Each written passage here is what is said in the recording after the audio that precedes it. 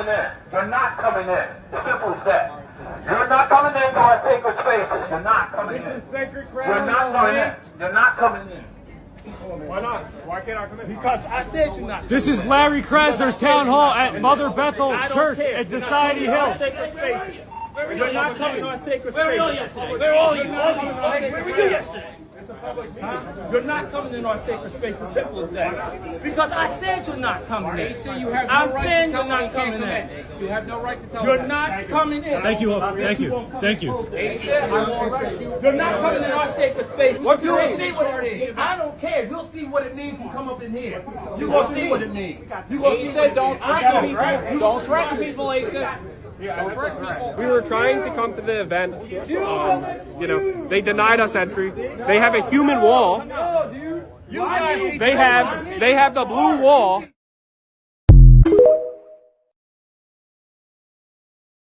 Hey everyone, welcome back to the channel. It's a baby girl Precious. Today we are talking about this viral video that has been going around on TikTok. How a young Maga supporters tried to get into a black church and were stopped at the door. Let's break it down.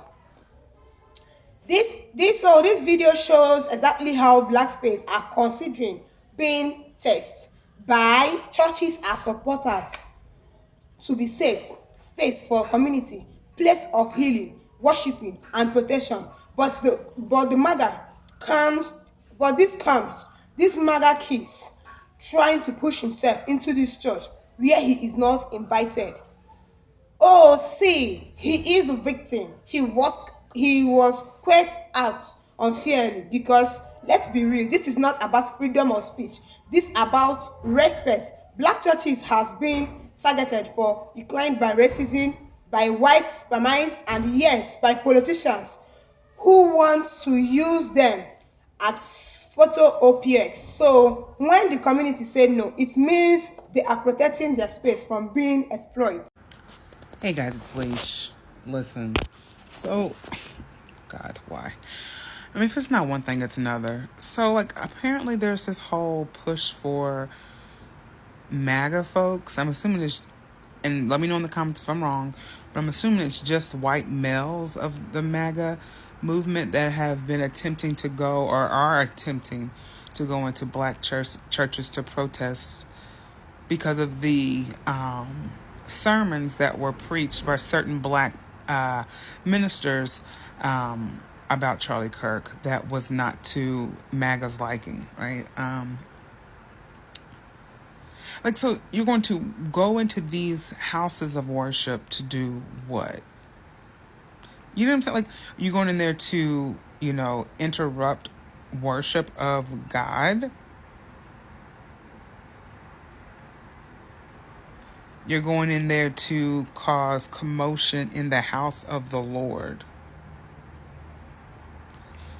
For y'all to constantly profess that you are, Christian, and listen, we're finding out that some of the MAGA folks aren't Christian or right wing, rather, depending. I mean, these labels, so many labels. But anyway, what is the? And then on top of that, what is the point? Like, because folks don't agree with who Charlie Kirk was and how he, would say so many vile things about black folks and other marginalized groups. So people are supposed to just deal and take that. Listen, do yourself a favor. Go to your house of worship and pray on it and do what you got to do. But just coming in and being so ridiculous and trying to bogart your way into a house of worship because you feel like you have to do whatever you feel like you have to do, because I don't even understand what the hell's happening. Like, what? This is when they keep saying, when I say they, I'm just talking about just this, what we're seeing in terms of the common denominator, in terms of the issues in this country and the violence in this country and the toxicity in this country. I'm just going to say it, guys. It's the MAGA folks. It's these folks that are out here with this racist ideology and folks that are upholding the white supremacy. You are the common denominator. You are the problem. Beyonce is right. America has a problem, and the problem is this right-wing craziness. Get it together. Like, not everybody has to agree with y'all. If you like Charlie Kirk and you want to, like, go and, you know, celebrate his life and legacy, then do that shit over there. Leave us out of it. So TSU, Tennessee State University, over there off of 28th Avenue North in North Nashville, y'all need to run y'all regular asses here, because I'm just trying to wrap my head around why did y'all allow those people onto that campus around those kids. They and their parents are paying thousands of dollars each and every year. When I say thousands, a lot of motherfucking money to send their kids there. It shouldn't go across the parent's mind whenever they send their kids across state lines or through the counties or even in their hometown, that they have to go to an HBCU to feel threatened by a whole hate group. Y'all have like security that always is at the gate. You have to like show your ID to get in the gate. Mind you, there's gates all around the campus. And each way that you go, you have to go through security and you have to show your driver's license. They didn't talk to the school whatsoever to even get permission to even be on the campus. Like, it's 2025 and y'all definitely are in the wrong motherfucking city, because Nashville have always been a place for black people. For black people to go to school. That's the reason why we are called HBCU City. For college students and for medicine. And I would be damned if I don't say a motherfucking thing, because I'm a generational Nashvilleian. Our ancestors built these universities, TSU and Fisk University, for us to have a space, for us to be able to obtain an education where we weren't even welcome indoors of PWIs. So we made our spaces, and then y'all take y'all cringy asses to go on their campus to bother them when those kids had nothing to do with nothing at all. They just literally stepped into adulthood. But what I find rather strange is that a lot of y'all love to say that, oh, racism don't exist, or if we stop talking about racism, it'll go away. No, we will never stop talking about it, because it's sad that we even have to talk about it in 2025. And then a lot of y'all sit around and say, well, I don't do the same thing as my ancestors, or it was my ancestors, but y'all are doing the same shit that your ancestors did. Y'all are doing the very exact same thing, and then y'all don't want to ever take accountability, so maybe we can move on past racism. And along with that accountability, you have to put in that work. We're not coming to y'all schools, y'all universities, y'all neighborhoods, or to y'all space bothering y'all. Y'all do that to us consistently, every day, every second, no matter if we're at school, no matter if we're at work, no matter if we're in our own community, at home, walking around the neighborhood, what have you. Y'all always find some reason to bother black people. They have every right to be on their campus, to learn, to do what they are supposed to do, of why they came there and paid all of that tuition. Nashville have always been a place for black people to feel safe, to flourish, to grow, to become successful. We always been here. And then y'all be thinking otherwise because the city is starting to be gentrified. Whereas back in my time, y'all didn't even come in the radius of Nashville. Y'all stayed in the outskirts. Y'all used to be scared as fuck to come through North Nashville and South Nashville and East Nashville. Scared as fuck. So I'm just trying to figure out, when did y'all grow the balls? When did y'all grow the balls? Did they drop already? Hello? Like, it's weird. It's very weird. It's given that y'all are obsessed with us at this point. Like, y'all hate us, but then y'all never leave us the fuck alone.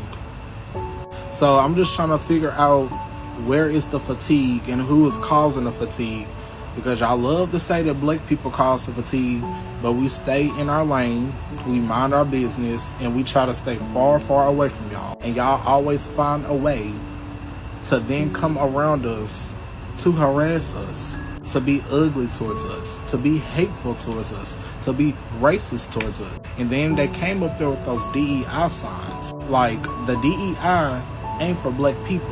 Y'all are the DEI. Y'all are. White women, white men are. Y'all are the DEI hires. But that's for another video. It's just point blank period. Quit fucking with us. Because down here we don't play with racism whatsoever. Like, I can't even remember like any of my white neighbors growing up here in this city or town where I just experienced racism. Like, we barely experience racism down here, and I feel like it's got way out of hand now because you have people coming from every direction and are moving here in waves. Y'all move into our neighborhoods and then y'all look at us like we don't supposed to be there. Baby, this is our fucking house. Y'all are here as guests. We've been here for hundreds of years, and a lot of y'all really need to start doing the history and reading about certain stuff, because y'all assume because it's country music here, y'all think that it's y'all. But our city was never really even built on country music. Have y'all ever heard of the Jubilees? Like the Jubilees up there at Fisk? Yeah. Like North Nashville was like Broadway many years ago, until they put the interstate right there where TSU is to then redline us. But for you to come into a historically black neighborhood, for you to then go to a HBCU, like you're Big Meech and motherfucking Larry Hoover with that fucking Maga shit. Hold y'all people accountable. Hold them accountable. Because in 2025, we shouldn't be having to look over our backs to see if somebody's trying to hang us or trying to take us out because y'all simply just don't like black people. Check y'all selves. Check y'all people. This moment shows something bigger. Maga is not welcome everywhere. You can't just walk into a history black church carrying the weight of the moments that has pushed voters, suppressors, racism, and haters, and then act shocked when people tell you to leave. This was about one kid. This was about a whole community saying, you have been told enough. Black space does not exist for Maga to exploit. They exist for black people to heal, grow, and respect that. So guys, if you found this breakdown useful, hit like, share it, and let me know your thoughts in the comment section, and let me know what you think. If Maga people are trying the way they are pushing things, so let me know in the comment section. See you in my next video. Don't forget, it's a baby precious. Well, I guess Maga didn't show up for church today. I haven't heard anything. I guess they didn't go to church today. Somebody must have told me it wasn't a good day to show up at no black church today. Not for no foolishness. So apparently Maga got a talking to, because they didn't show up. But I really think they was targeting. They're mad with the pastor from last Sunday when he was preaching about, yeah, it was bad what happened to Charlie Kirk, and he went on to say, all that he said, and he stood on what they call business. He said, not over here, not over here. So that's who Maga really mad with. But I know they wasn't gonna go over there to that man's church and play with him. It don't matter that they call themselves Maga. They wasn't gonna play with that pastor. I'm going to try to say this in the most respectable way possible. Leave us alone. Leave our college students alone. I have a 17-year-old daughter who's college age. And now I'm afraid to even send her to college. What are y'all thinking? You know what I'm saying? MAGA supporters, people that come out there and terrorize a historically black college. What were y'all thinking? Why are you bothering our children, minors trying to get an education?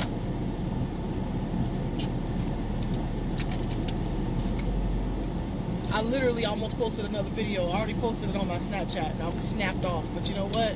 Because this is such a huge platform and I already know people are big on judging people for their skin color and all that, I had to calm down because this had me so upset because I have a child of my own who is of college age and who will be going to college soon. But now I'm questioning whether I want my kid going to college. This is dangerous. This is dangerous. You don't even belong there. Why are you at a college? Why are you doing all this to black people, black college students? A man that was supposedly, allegedly murdered, and it was a white man. Why? What is going on? And what makes this acceptable? Why aren't these people getting fired or canceled from their jobs and their occupations? Why aren't these people getting punished for, why aren't they facing the consequences for a decision that they made to come up there and put our children in danger? That's my question. This is ridiculous. This is just to the point where that just goes to show, where's the ranch dressing? That just goes to show that everything that they said is true. Everything they're trying to defend and they're trying to make excuses for and they're trying to validate it and trying to say, oh no, it's not that, y'all think it's that, but it's not that, it's true. If it wasn't true, then why are they attacking us?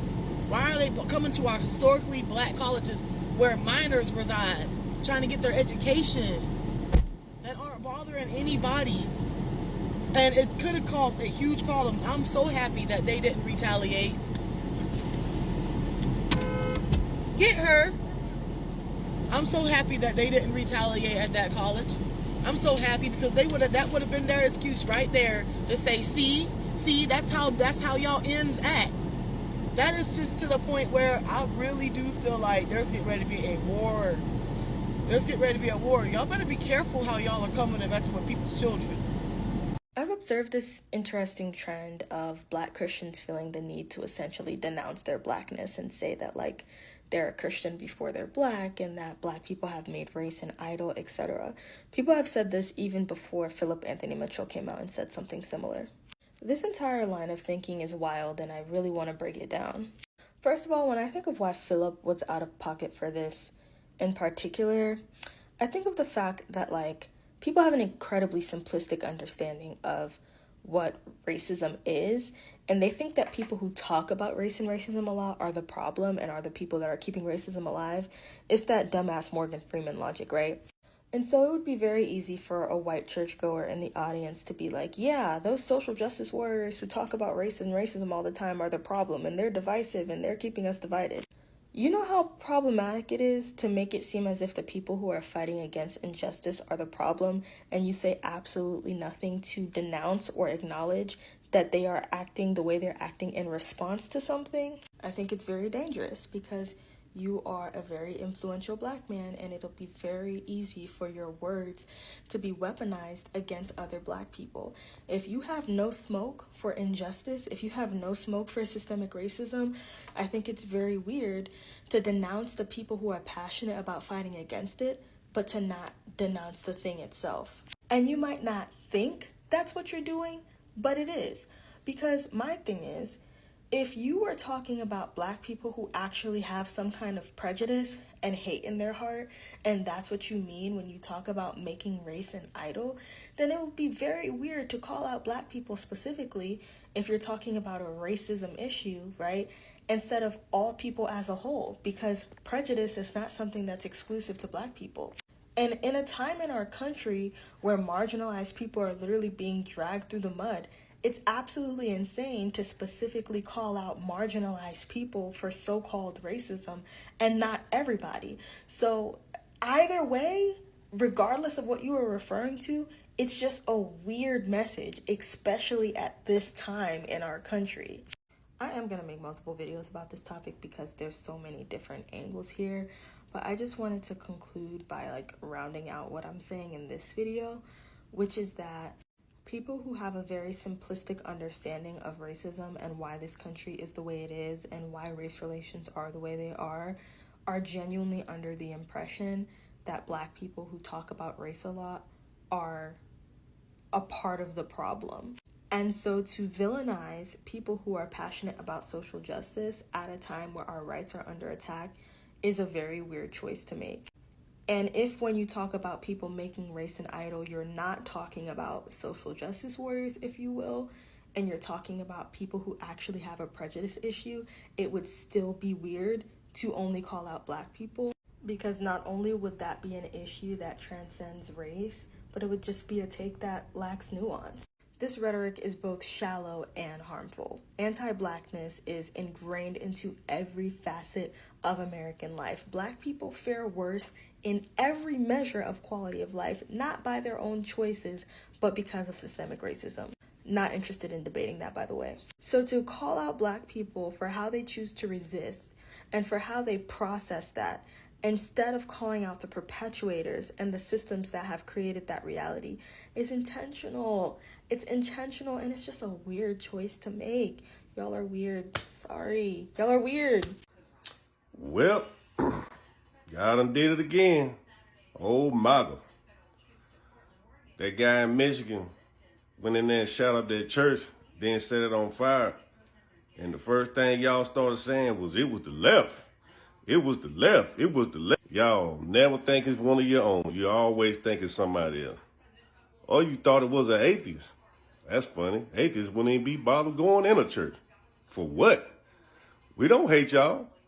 Atheists, we keep to ourselves. We don't hate y'all. We don't hate religious people. We just don't like ignorance. And we can't understand why ignorant people want to cling to something so mythical and fantasy. But that's on y'all. It don't bother us like that. But oh well.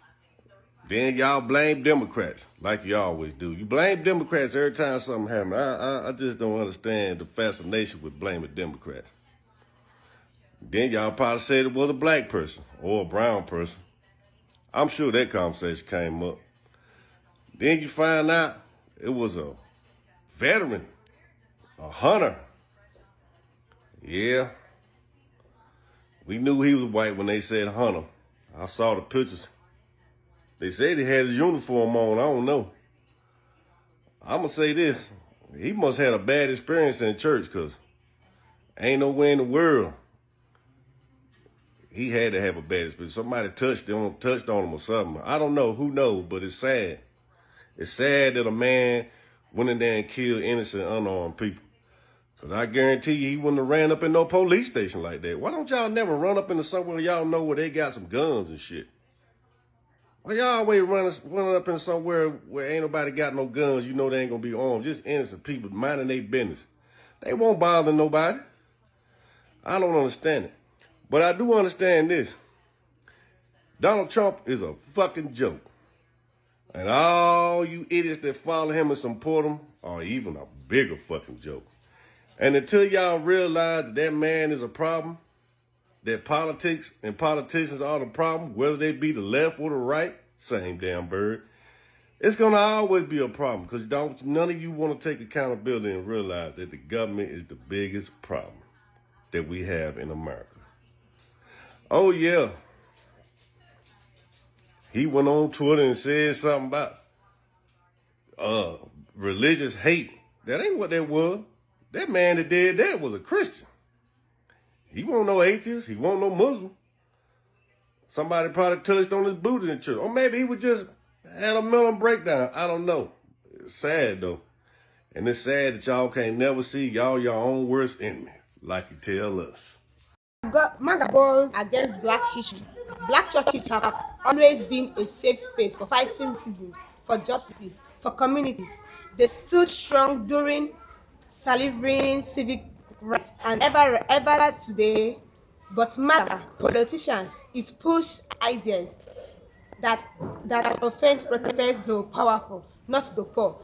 That is opportunity of white Black churches stand for.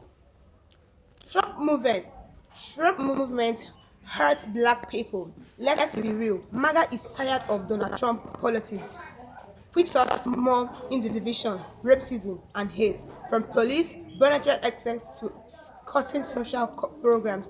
Maga have ever been about uplifting black people. So we are black people. We are.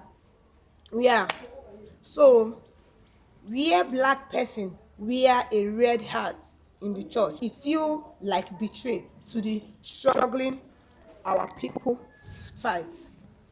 Church are about unity, not division in church. It's about love, equality, and justice. Maga bring division, anger, and discrimination. So black churches say, if you bring that energy inside, you are not really standing with the community. You are standing against